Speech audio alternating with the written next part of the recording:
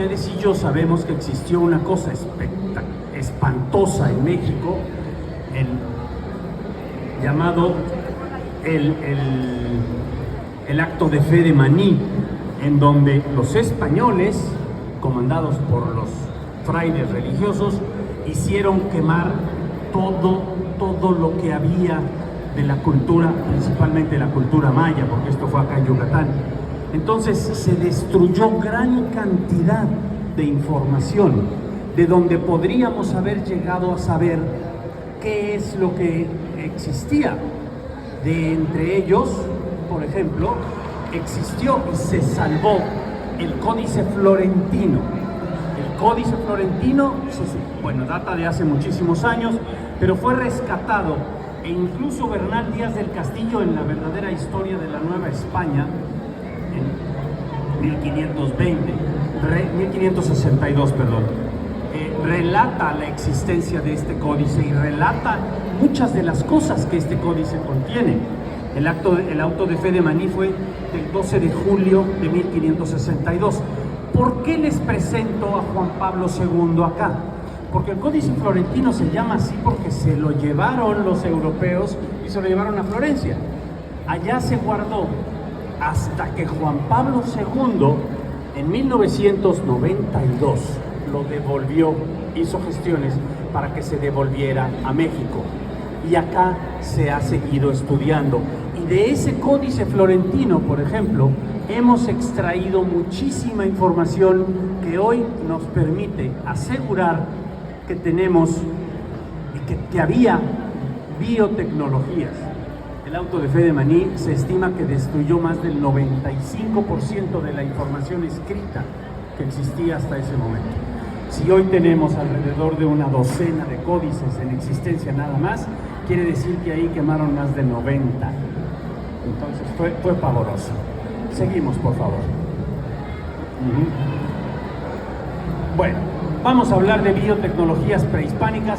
Créanme, sí había tecnologías, sí había biotecnologías, y hoy les voy a presentar siete biotecnologías que existían desde entonces. Y vamos a la número 1. Todo el mundo conoce esta fruta. La fruta es la papaya. Existe, es originaria de América. Aquí se cultivaba, aquí se comía, era un manjar para los que la comían, pero resulta que no solamente la usaban para comer. Los españoles se dieron cuenta que los aztecas, los mexicas, todos los habitantes de Mesoamérica, envolvían en hojas de papaya la carne antes de comerla. De ese envoltorio, ahí mantenían un rato la carne y a la papaya le salía esa lechita color blanco. Con esa mojaban la carne y con eso lograban que la carne se hiciera suave, que no estuviera tan dura. ¡Qué maravilla! Resulta que con papaya ablandan la carne. Levante la mano quien haya comprado alguna vez en el supermercado un botecito que dice ablandador de carnes. Todo mundo lo hemos usado. Pues ese ablandador de carnes es ni más ni menos que papaína. La papaína es un derivado de la papaya. Y con esto les he presentado la primera biotecnología prehispánica, nacida en Mesoamérica desde tiempos inmemoriales antes de Cristóbal Colón.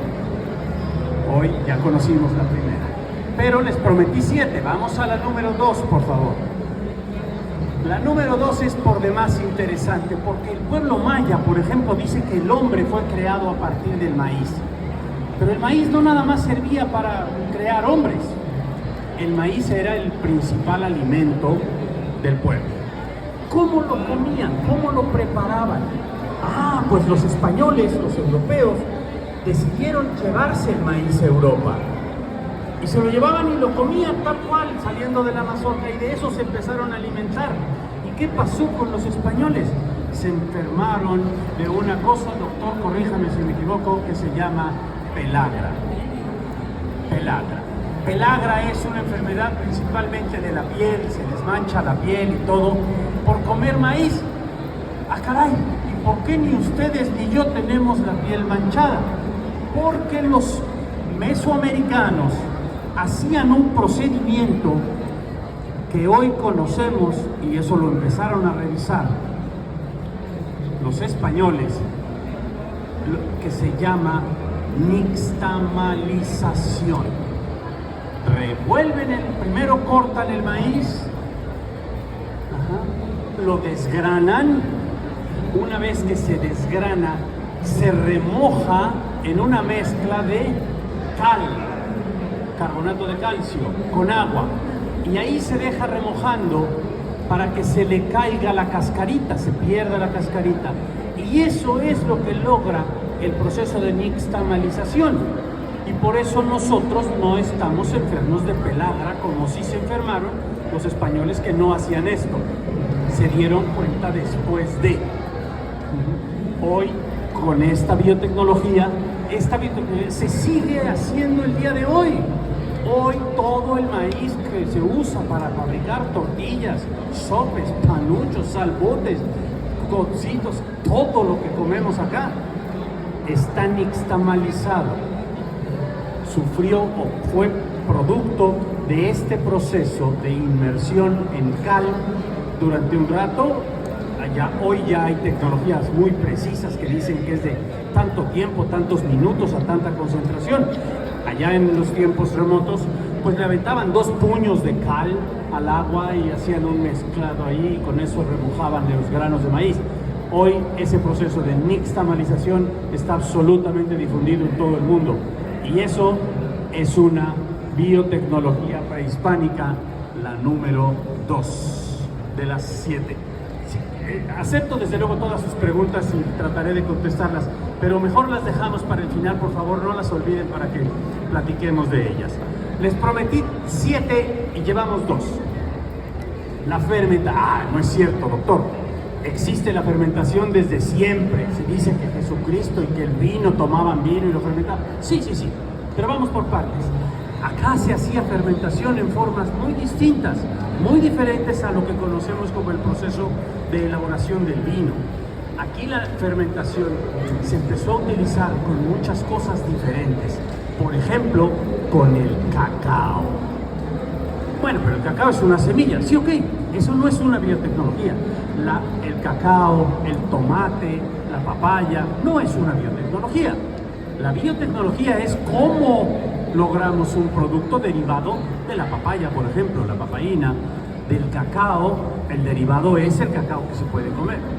Pero resulta que si bien el cacao es mexicano, es americano, no te lo puedes comer así. Tú no cortas los granos de cacao y te los comes y sale chocolate y haces chocolate. No es cierto. El cacao, el grano de cacao, se tiene que fermentar antes de procesarlo. Ese proceso de fermentación es el que hace que el cacao obtenga su sabor peculiar. La vainilla es otro de ellos. La vainilla, si bien no es originario de América, también existe vainilla en la India y en China y en esos lugares. Aquí se producía vainilla, pero la vainilla tampoco se come directamente de la planta. La vainilla se tiene que fermentar para poder usarla. Entonces, aquí se descubrió que la fermentación tenía características muy especiales para la producción de alimentos. Otro de ellos, desde luego, es el pulque. El pulque no es otra cosa más que la extracción del jugo del agave, del jugo del maguey, pero no se lo toman tal cual, lo ponen a fermentar en unas vasijas y ya fermentado es como se lo toman. Hay relatos de Bernal Díaz del Castillo, hay relatos de Hernán Cortés, donde dice cómo era la ceremonia, cómo era el procedimiento de tomar pulque. No todos los aztecas ni todos los mayas tomaban pulque. El pulque estaba reservado para los sacerdotes, para la alta sociedad, porque no era fácil producirlo. Imagínense, primero hay que cortar aquel maguey meter una vara para poder succionar la savia del pulque y después llevarlo a fermentar. Y esa fermentación es la que daba producto a lo que conocemos como el pulque, ¿no? El Códice Nutali relata precisa y puntualmente la forma de fabricación, la forma de elaboración del pulque.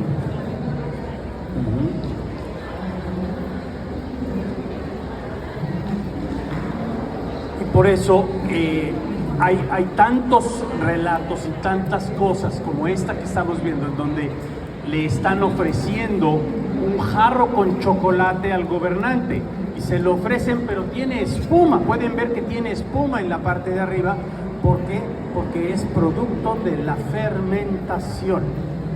El cacao no se comía como tal. Hay quien dice que el chocolate es un invento americano. No es cierto. El chocolate no se inventó aquí. Aquí se inventó la producción del cacao comestible, ya fermentado. Los europeos se lo llevaron para allá, le pusieron leche y azúcar y pues lograron el chocolate. El chocolate es una invención belga, especializada después por los suizos y franceses, pero como tal, pues decimos que el chocolate es mexicano y nos encanta llenarnos de orgullo con eso, pero en realidad lo que es mexicano es el proceso de la fermentación para producir bebidas como el chocolate, como el pulque, como los derivados de la vainilla, porque tiene que estar fermentado. Si no se fermenta, es una vara más, un palo más o una semilla más. Con esto les he presentado ya 3 y les prometí 7 biotecnologías originarias de América. Vamos a la número 4. Esta es fabulosa, me encanta hablar de esta, porque mucha gente la hemos oído hablar de la grana cochinilla. La grana es un bichito, la cochinilla es un bichito que crece en los nopales, en los magueyes. Ajá. Y los españoles se dieron cuenta, primero, que las ropas con que vestían los habitantes de Mesoamérica eran de un color muy particular, rojo. Yo los invito a que revisen las pinturas de antes del siglo XVI, de antes del descubrimiento de América. Vean las pinturas, porque ya no podemos ver las ropas, pero en las pinturas podemos ver las ropas que usaban. No eran rojas. No había color rojo, el color rojo no existía. Era muy difícil fabricar el color rojo. Se perdía, era muy fugaz, lo lograban hacer con algunas tierras que mezclaban y todo, y le agregaban cosas extrañas, pero no lograban un color rojo como hoy lo tenemos.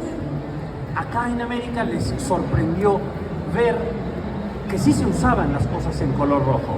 Las ropas habían color rojo, las pinturas de las paredes podían ser color rojo, la cerámica estaba pintada de color rojo.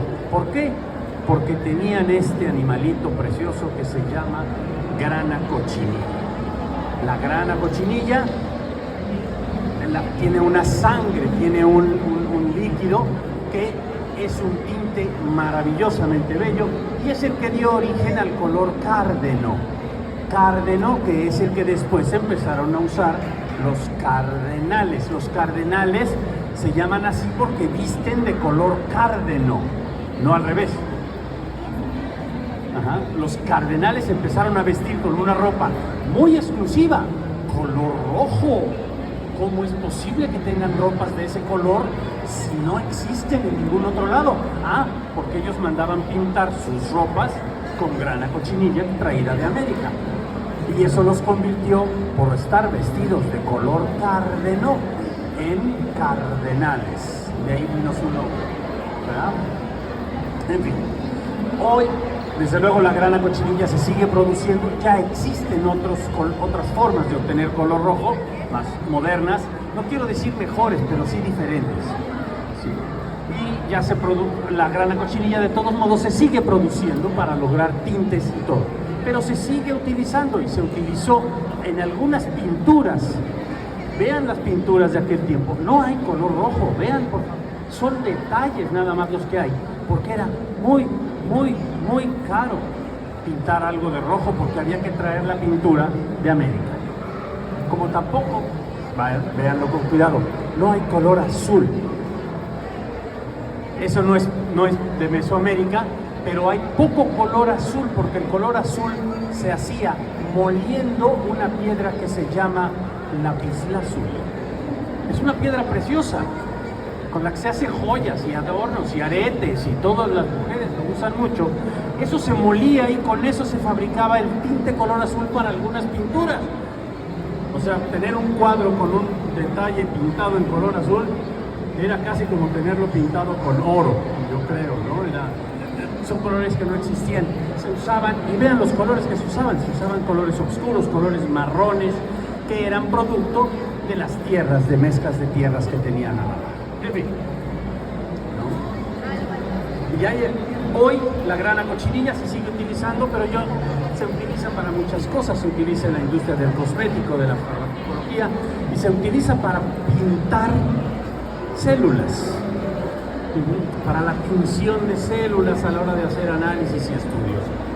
Se sigue utilizando y es una biotecnología inventada en Mesoamérica, la número 4. Pero les prometí 7.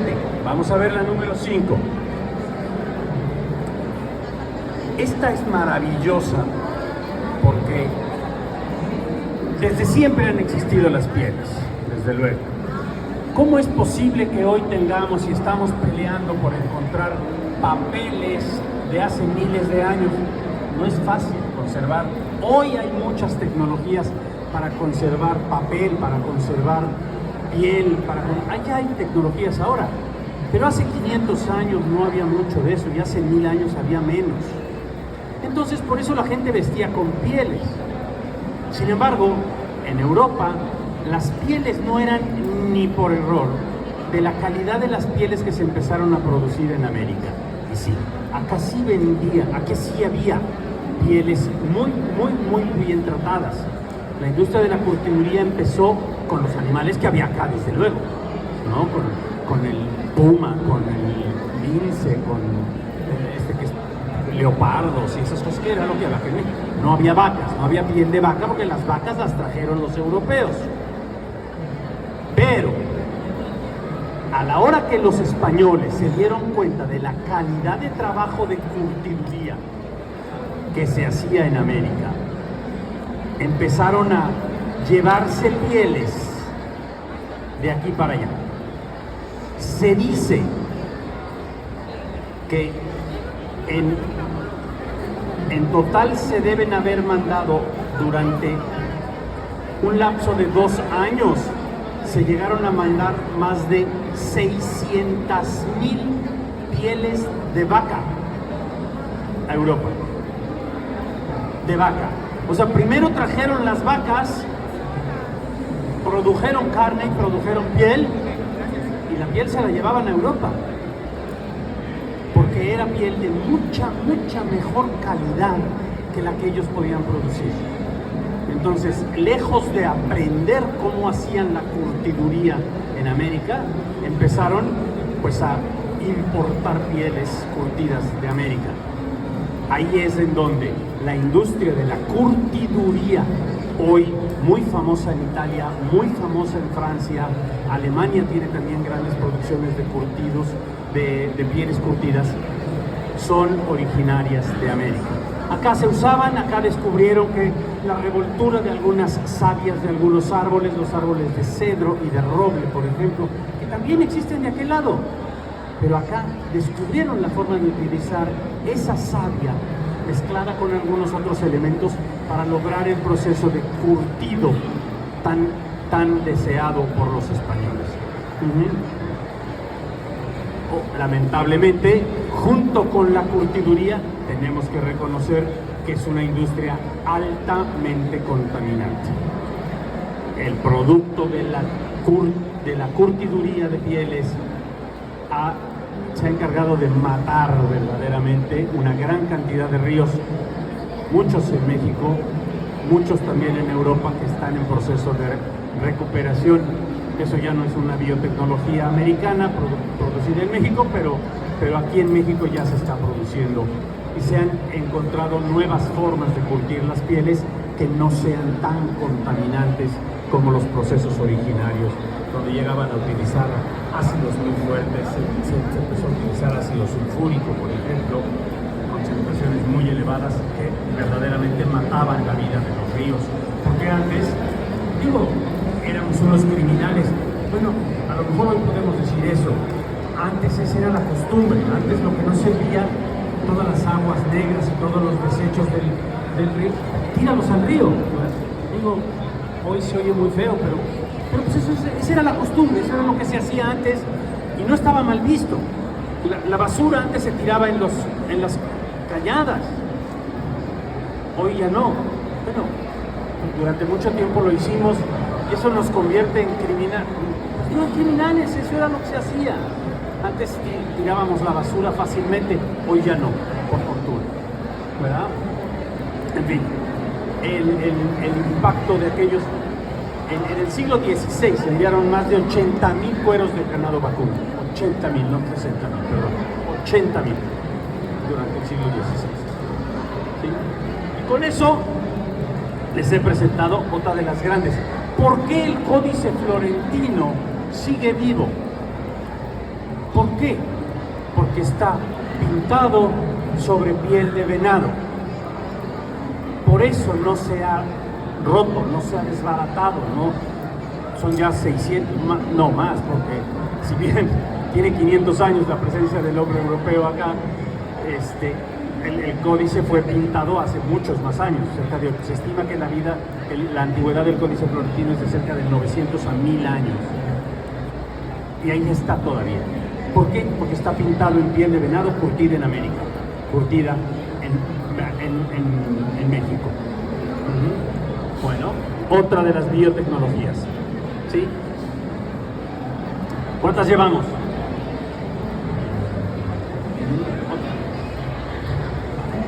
Llevamos 5. Les prometí 7 por el día de hoy. Vamos a ver. La número 6. Polímeros elásticos. ¿Qué está haciendo este hombre? Es una imagen que muchos reconocemos, principalmente acá en Mesoamérica, es el juego de pelota. ¿Con qué se jugaba el juego de pelota? O al menos eso se cree. Que la verdad hoy yo no me atrevo a asegurar que fuera un juego y que los niños jugaran. La palabra juego contra el juego de los niños de hoy creo que no son la misma palabra, ¿no? Pero bueno, esa pelota con la que ellos jugaban, de esas sí se han encontrado muchas. Descubrieron que están hechas de un polímero, de un hule muy duro, extraordinariamente duro. Tan duro que no hay otro hule en el mundo con esa dureza. ¿Cómo? ¿Por qué? ¿Qué le hacían al hule en México, en América, que lo hacían tan duro? Pues nuestros ancestros, tanto los mayas como los aztecas, porque son contemporáneos, descubrieron que si lo revolvían con unas tierras que hoy se sabe que contenían azufre, revolvían el hule, el xitle, con esas tierras, lograban este nivel de dureza. Y este nivel de dureza les permitía, y nos permite el día de hoy, seguir encontrando pelotas utilizadas en el juego de pelota que no se han desbaratado. ¿Por qué? Porque fueron sujetas al proceso que después principalmente los americanos, descubrieron, copiaron y le llamaron vulcanización. El señor Rudyard, por cierto, se dice que lo descubrió por error, porque un día vació un bote de un líquido conteniendo azufre, lo vació encima de una mezcla de hules y logró un producto de una dureza excepcional, y a partir de entonces empezó a fabricar llantas. Cuando se puso a investigar, vio que esta pelota con la que está jugando este caballero tenía las mismas características que el hule que él acababa de empezar a utilizar para producir llantas. Así es que el proceso de la vulcanización, como les digo, originado a raíz o por la existencia del juego de pelota, que yo no sé ni siquiera si fuera juego y si usaba pelota, pero ahí está, y así nos lo enseñaron. Sin embargo, sí es el proceso que dio origen a lo que después se conoció como vulcanización, pero eso es una biotecnología originada en Mesoamérica.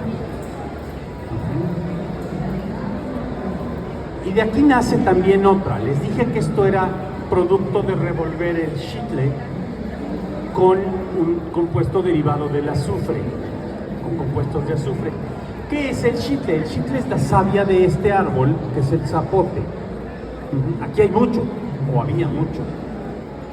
Y de ahí se sacaba la savia y se revolvía con un poco de esos líquidos, esas tierras que después se resultó que tenían azufre. Y lo mascaban. Los aztecas y los mayas lo mascaban y lo usaban y lo revolvían con algunas cosas que le daban un saborcito, algún sabor regaliz, algún sabor hierbabuena, que eran las que tenían. Y con eso se lavaban los dientes. Lo utilizaban para lavarse los dientes, para quitarse el mal aliento, porque pues por eso le ponían perfumito a aquella mezcla de goma que mascaban. Y se cuenta que cuando Santana estaba preso, el guardia que lo estaba cuidando en la cárcel, esto es una leyenda urbana o quizás una verdad, pero a mí me encanta porque suena muy emocionante. El guardia que lo estaba cuidando le contó que tenía una empresa en Estados Unidos y le llamaba mucho la atención que veía a mucha gente de los indios mexicanos mascando algo. Entonces que él quería llevarse eso que los indios mexicanos mascaban, se lo quería llevar a Estados Unidos para venderlo allá. Resulta que este hombre se llamaba Charles Adams y él consiguió que Santana le proveyera cierta cantidad de kilos, de toneladas, de barriles, no sé qué, de aquella mezcla de chicle. Ya no se llamaba chicle, ahí ya se castellanizó y se llamó chicle. Y cuando este amigo americano se lo llevó para allá, pues nació Chiclets Adams. Aquel lo mezcló con regaliz. ¿Saben cuál es el sabor regaliz? Aquel muy perfumado, como a qué sabe el regaliz, como a regaliz, como los dulces color negro son sabor regaliz. Quizás hayan alguna vez comido esas gomitas, había unas gomitas, unas de color negro, ese es el regaliz. Así nació el chicle.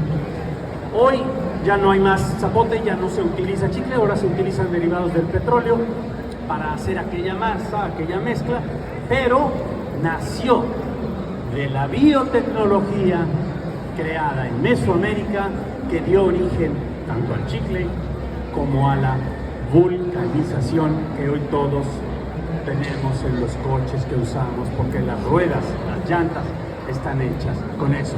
Y así nació la industria de los polímeros elásticos. Eso es absolutamente prehispánico. Les prometí 7 y aquí vamos con la última. Esta es fabulosa, me encanta. Bueno, todas me gustan mucho y creo que se nota la pasión que en mí despierta todo esto. Pero el tabaco, hay muchísimos ejemplos como esta pintura en los vestigios mesoamericanos de indios o personajes que están fumando algo. Fumando. Los europeos no fumaban, no sabían lo que era aspirar un humo. En América sí se fumaba. Se fumaba en condiciones especiales. Hemos visto en las películas fumar la pipa de la paz de los indios de Norteamérica, de los apaches y de todos. Pero acá también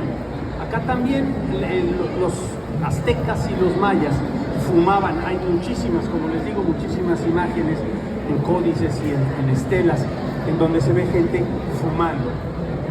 ¿Qué fumaban? Bueno, incluso lo narra Hernán Cortés en alguna de las cartas que mandó a España y decía: vimos a la gente que expelía un humo después de sacarlo de eso, de inhalar hierbas que se estaban quemando.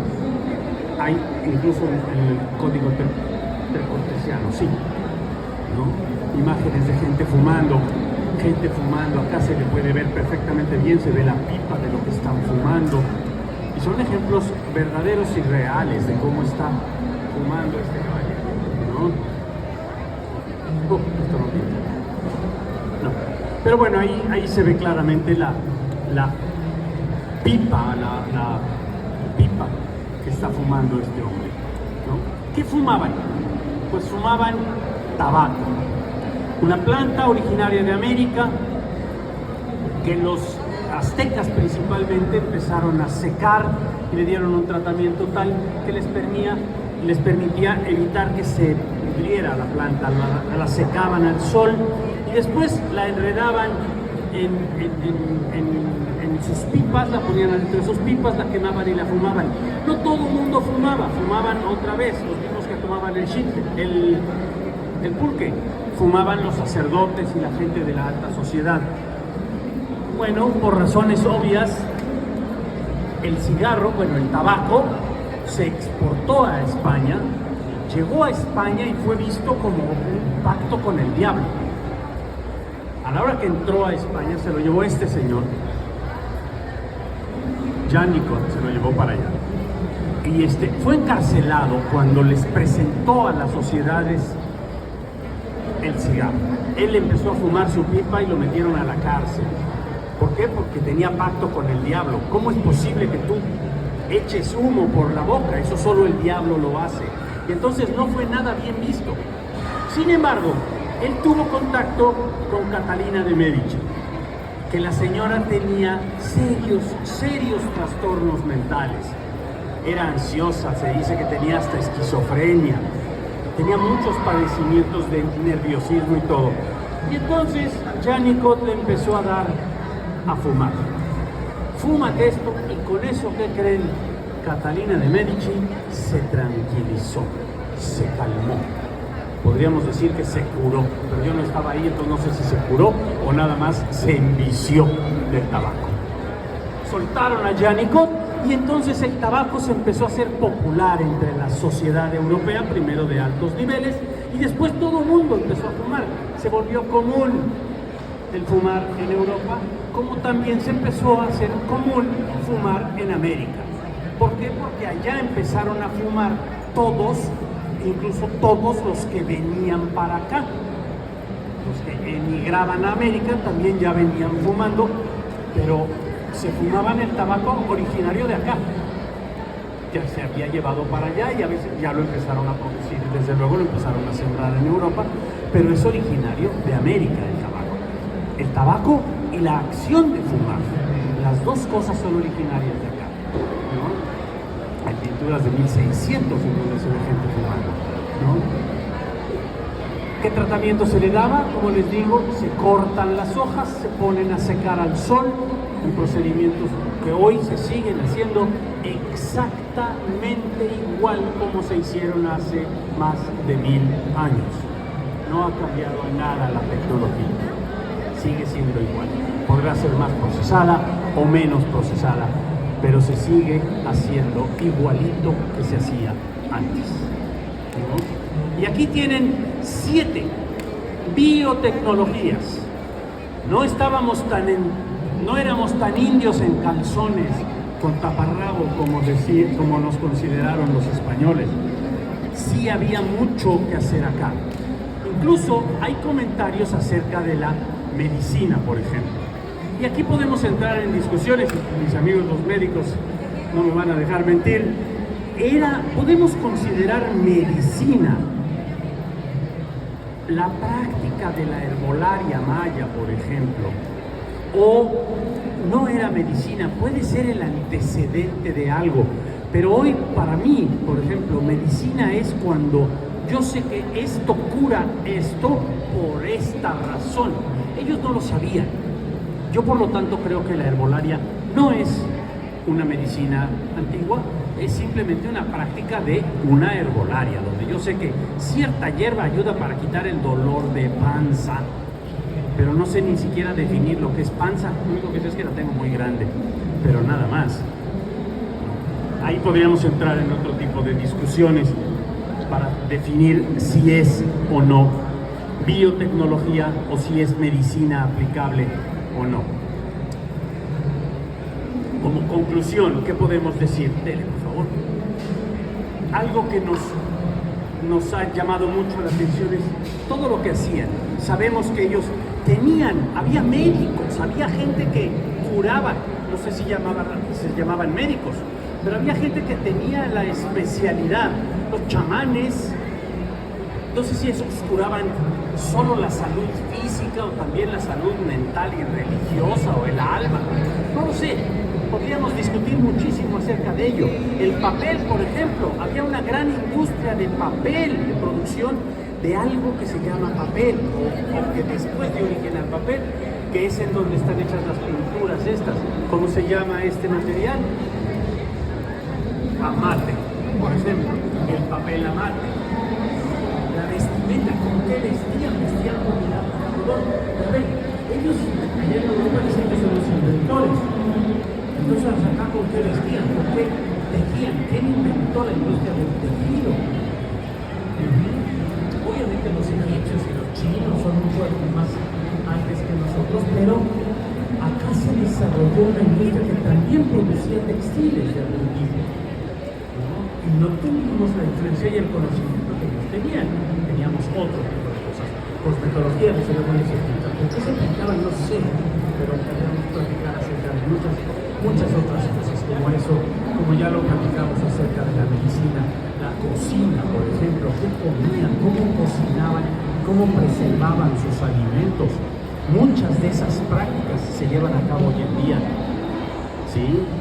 La conservación de alimentos con sal, por ejemplo, se hacía acá, aunque no es estrictamente mesoamericano, pero sí fue hecho aquí sin influencia de los de allá, ¿no? Entonces, eso habla de un nivel de conocimiento muy elevado, ¿sí? Ya hablamos un poco de la medicina.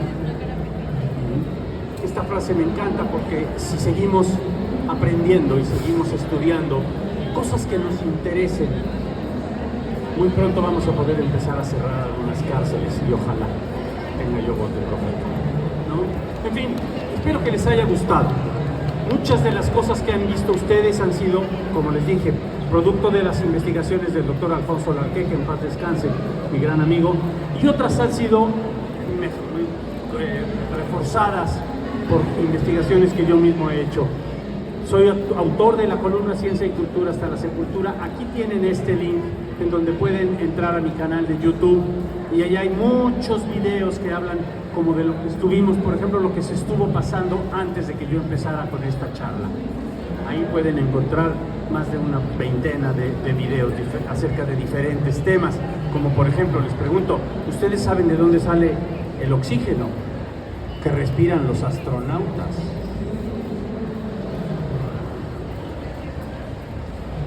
Yo pelé los ojos del mismo tamaño que ustedes los acaban de abrir ahorita, porque no se me ocurre de dónde puede salir el oxígeno. Si se lo llevan en botellitas, tendrían que llevar muchos cohetes de repuesto para cargar todas las botellas de oxígeno. El día que quieran platicamos acerca de ello. Ahorita, si alguien tiene algún comentario,